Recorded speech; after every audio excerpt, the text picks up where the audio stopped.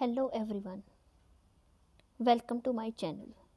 आज के वीडियो में हम लोग बात करेंगे टॉपिक सिलेक्शन की, जो कि एमबीए बीबीए स्टूडेंट्स के साथ साथ UGC net management and commerce aspirants के लिए भी एक इम्पॉर्टेंट टॉपिक है।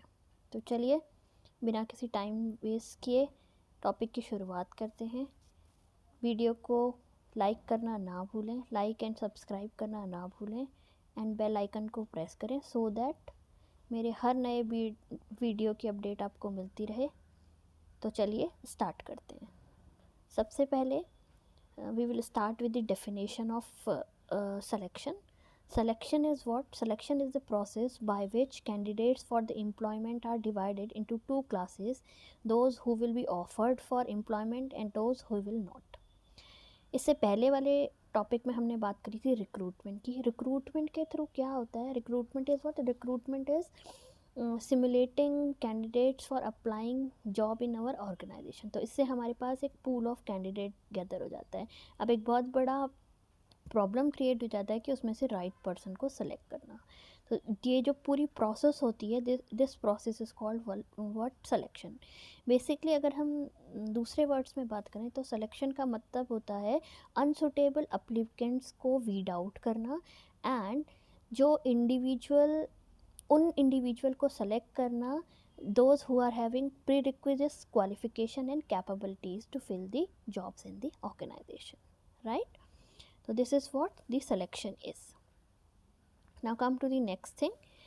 Basically when we talk about selection and recruitment, तो हम लोग क्या करते हैं, हम लोग इसको interchangeably यूज़ करते हैं। एक अगर मैं लेमैन की बात करूँ, but both have a different scope, तो we will discuss that. If we talk about selection, selection is what? It is a negative process, जिसमें कि क्या होता है, हम कैंडिडेट्स को रिजेक्ट करते हैं और जितने कैंडिडेट्स की हमें रिक्वायरमेंट होती है उनको हम सेलेक्ट करते हैं, ठीक है, on the basis of the criteria. तो दिस इज सिलेक्शन का क्या है? Selection is negative process because इसमें क्या होता है, जो कैंडिडेट्स ने अप्लाई किया होता है उनका सिलेक्शन नहीं होता, they feel demotivated and demoralise, right. While अगर हम रिक्रूटमेंट की बात करें तो रिक्रूटमेंट क्या है? It is a positive process. जितने भी लोग रिक्रूटमेंट ऐड देखा या कोई और मीडियम के थ्रू उन्होंने भी, जिनको पता लगा कि हाँ पोजीशन है, तो क्या करते हैं, बहुत सारे लोग अट्रैक्ट होते हैं and they have a positive mindset कि मेरा सिलेक्शन, शायद मेरे को ये जॉब मिल जाए। तो this is the reason recruitment is what? Recruitment is a positive process, right. तो ये चीज़ ध्यान रखिएगा, selection is a negative one and recruitment is a positive one and both are different, I mean both have different scope. Clear? Next thing, अब जब हम selection की बात करते हैं, हमारे पास बहुत सारे candidate advertisement, internal sources, external sources और टेक्निक्स जो भी हमने यूज़ करी, इसके थ्रू हमारे पास क्या होता है, बहुत सारे कैंडिडेट्स गैदर हो जाते हैं, ठीक है। तो अब प्रॉब्लम क्या आती है? राइट पर्सन को सेलेक्ट करना। एंड जितने भी लोगों ने, सपोज़ 1000 लोगों ने अप्लाई किया है, तो 1000 लोगों का टेस्ट एंड इंटरव्यू कंडक्ट कराना फीजेबल नहीं है एंड कॉस्ट इफ़ेक्टिव भी नहीं है। तो उसके लिए बहुत सारे ऑर्गेनाइजेशन क्या करते हैं, प्रिलिमिनरी स्क्रीनिंग करते हैं, ठीक है। तो प्रिलिमिनरी स्क्रीनिंग के लिए they use different method, like we will talk about short test है, एप्लीकेशन ब्लैंक है, सक्सेसिव हर्डल है। ये कुछ टेक्निक्स हैं जिनके थ्रू क्या करते हैं organisation, preliminary screening of the candidate करते हैं सिलेक्शन के प्रोसेस से पहले, ठीक है। तो जैसे सबसे पहला है आपका शॉर्ट टेस्ट। ऑर्गेनाइजेशन ने क्या किया, आपने देखा होगा बहुत सारी जगह सबसे पहले रिटर्न टेस्ट होता है, ठीक है। जब रिटर्न टेस्ट कब कंडक्ट कराए जाते हैं? जब आपका लार्ज नंबर ऑफ अप्लीकेंट्स ने अप्लाई किया है and the position are very few, उस केस में क्या किया जाता है, शॉर्ट टेस्ट या रिटर्न टेस्ट कंडक्ट किया जाता है एंड उसके थ्रू क्या किया जाता है, प्रिलिमिनरी स्क्रीनिंग की जाती है, ठीक है। कुछ मार्क्स का क्राइटेरिया रख जाता है, जितने लोग उस मार्क्स को क्लियर कर लेते हैं, कट ऑफ क्लियर कर लेते हैं, उन लोगों को आगे की प्रोसेस के लिए बुलाया जाता है। Second is application bank. Application bank is another a very important method. इसमें क्या किया जाता है, जो ऑर्गेनाइजेशन होते हैं वो एक तरह का फॉर्म फिल करवाते हैं। इससे आगे वाली स्लाइड में मैं आपको बताऊंगी कि एप्लीकेशन बैंक में क्या क्या चीज़ें भरी जाती हैं, क्या क्या चीज़ें ऑर्गेनाइजेशन पूछते हैं। तो वो फॉर्म भरा जाता है एंड उसके बेसिस पे उनको स्क्रीन किया जाता है। ठीक है, स्क्रीन कैसे किया जाता है, सपोज़ वो अपना एक रिजेक्शन क्राइटेरिया बना देते हैं। सपोज़ कि हमारे पास एक स्टेनोग्राफर की पोस्ट है, ठीक है, तो उसके लिए उन्होंने एप्लीकेशन ब्लैंक फिल कराया और एक रिजेक्शन क्राइटेरिया बना दिया, स्टैंडर्ड बना दिया, जैसे कि जिन भी लोगों की शॉर्ट हैंड स्पीड और टाइपिंग स्पीड 100 वर्ड पर मिनट एंड 40 वर्ड्स पर मिनट रेस्पेक्टिवली होगी, वो लोग क्या हो जाएंगे, उनको हम रिजेक्ट कर देंगे। ठीक है, एक क्राइटेरिया ये बना लिया। दूसरा बना दिया कि उनके पास वर्क एक्सपीरियंस नहीं है, जिन लोगों के पास, उनको भी हम आउट कर देंगे। तीसरा बना दिया, जिन लोगों के पास, जिनकी अब एज क्या है, वो 35 ईयर अबव है, तो उन लोगों को भी हम वीड आउट कर देंगे। ठीक है, तो अब ये जो एप्लीकेशन बैंक होता है, इससे जो ऑर्गेनाइजेशन होते हैं वो गुड नंबर ऑफ अप्लीकेंट्स को क्या कर देते हैं, रिजेक्ट कर देते हैं। ठीक है, लेकिन ये जो एप्लीकेशन ब्लैंक का क्राइटेरिया होता है, स्टैंडर्ड्स होते हैं, ये कभी भी आप एडवर्टीज़मेंट में या रिक्रूटमेंट का जो भी मेथड है उसमें ये चीज़ यूज़ नहीं की जाती है। अगर हम ये चीज़ यूज़ करेंगे तो ऑटोमेटिकली क्या हो जाएगा, बहुत नंबर ऑफ अप्लीकेंट्स जो जाएंगे वो मिनिमम हो जाएंगे। ठीक है, तीसरा है आपका successive hurdle technique. Successive hurdle technique में क्या होता है, ये भी एक बहुत इफ़ेक्टिव स्क्रीनिंग प्रोसेस होता है। इसमें क्या होता है, एक पर्टिकुलर ऑर्डर में सिलेक्शन फैक्टर्स को देखा जाता है। जैसे मैं आपको एक एग्जांपल से समझाती हूँ। सपोज़ कि किसी पर्टिकुलर जॉब के लिए aptitude test is very important. ठीक है, तो उसमें क्या किया जाएगा, सबसे पहले कैंडिडेट का एप्टीट्यूड टेस्ट कंडक्ट कराया जाएगा, rather than asking for the qualification, job experience, personality etcetera. ठीक है, ये चीज़ें उसके बाद आएंगे। मतलब कि जो चीज़ सबसे ज़्यादा इम्पॉर्टेंट है उस पर्टिकुलर जॉब के लिए वो सबसे पहले, एंड उसके बाद जो और अदर इम्पॉर्टेंट थिंग्स हैं वो बाद में पूछी जाएंगी। This is what successive hurdle.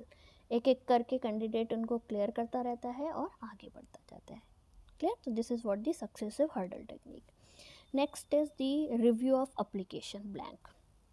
Review of application blank की अगर मैं बात करूँ तो this is, I have inserted company's format of application blank. इसमें कुछ कुछ पर्टिकुलर चीज़ें पूछी जाती हैं and it varies from organisation to organisation, right.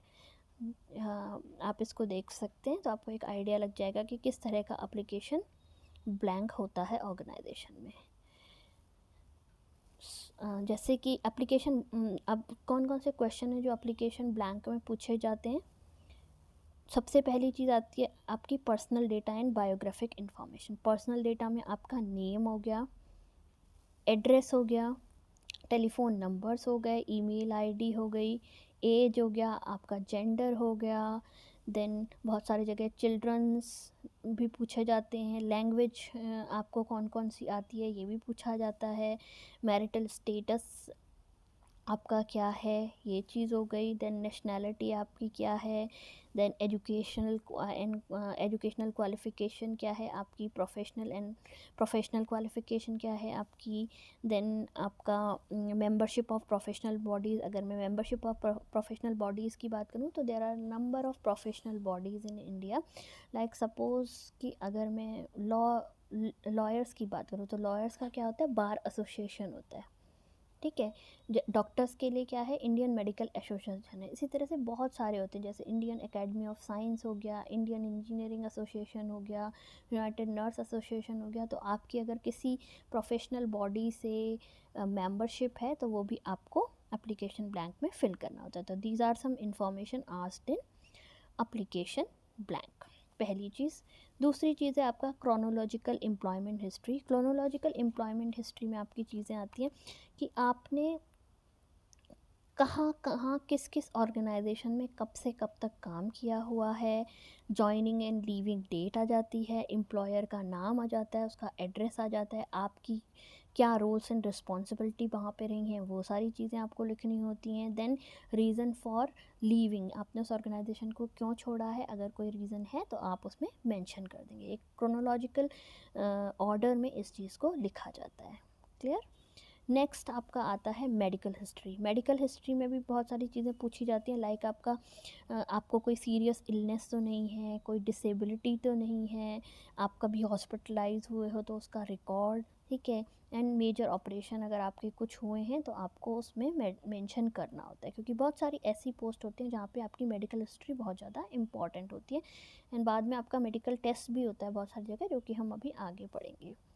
Next है आपका, apart from the personal qualification, आपकी past employment history and medical information, और क्या क्या चीज़ें आपके एप्लीकेशन ब्लैंक में फिल करी जाती हैं, जैसे कि आपका इंटरेस्ट क्या, किन किन चीज़ों में, आपकी हॉबीज़ क्या क्या आप लिखते हैं ना, जैसे आपने रिज्यूम में मेंशन करते हैं, उसी तरह से आपका एप्लीकेशन ब्लैंक में भी फिल किया जाता है। आप कौन कौन से स्पोर्ट्स खेलते हैं, अदर एक्टिविटीज़, एक्स्ट्रा करिकुलर आपने अगर कुछ ऐसी परफॉर्म की हैं तो वो भी आपको मेंशन करनी होती हैं। And anything else in support of candidate, अगर आप कुछ और अपने सपोर्ट में कुछ लिखना चाहते हैं तो वो सारी चीज़ें आपकी इसमें आ जाएंगी। क्लियर। ठीक, जैसे कि आपके पास एनसीसी का सर्टिफिकेट है, वो आप इसमें मेंशन करते हैं। There are number of things, आपको कोई अदर एक्स्ट्रा लैंग्वेज आती है वो भी आप इसमें मेंशन कर सकते हो, कुछ अदर क्वालिफ़िकेशन आपके पास है तो वो सब सारी चीज़ें आप इसमें मेंशन कर सकते हैं।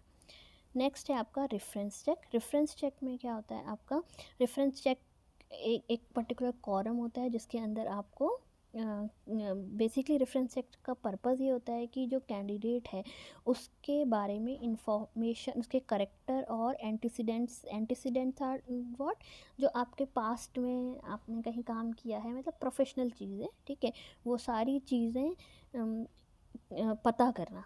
बेसिक पर्पस इसका ये होता है कि कहीं आप झूठ तो नहीं बोल रहे हैं, ठीक है। इसके अलावा प्रेफर्ड फ्रॉम अर्लियर, बेसिकली ये जो आपका रेफरेंस चेक होता है ये आपका अर्लियर एम्प्लॉयज़ के थ्रू लिया जाता है, स्कूल, कॉलेजेस, यूनिवर्सिटी, या फिर उन्हीं में आपका कोई जान पहचान का बंदा है तो आप नंबर प्रोवाइड करते हो या ईमेल एड्रेस प्रोवाइड करते हो, तो उसके थ्रू क्या किया जाता है, आपका रेफरेंस चेक किया जाता है। तो ये इन्फॉर्मेशन आपको अभी भरनी होती है, ठीक है। Now check yourself, there are some questions, try to solve all these questions. What is selection, why selection is negative and recruitment is positive, what is success of hurdle technique, what are the main information asked in application blank, and why reference check is conducted. Clear? ये सारी चीज़ें आप अपने को check करने के लिए भी कर सकते हैं। एंड किसी को कोई डाउट हो तो वो नीचे कमेंट बॉक्स में लिख करके अपने डाउट्स को पूछ सकता है। क्लियर। आज के लिए इतना ही। Thanks for watching. Please like, share and subscribe. तब तक के लिए टेक केयर, बाय बाय।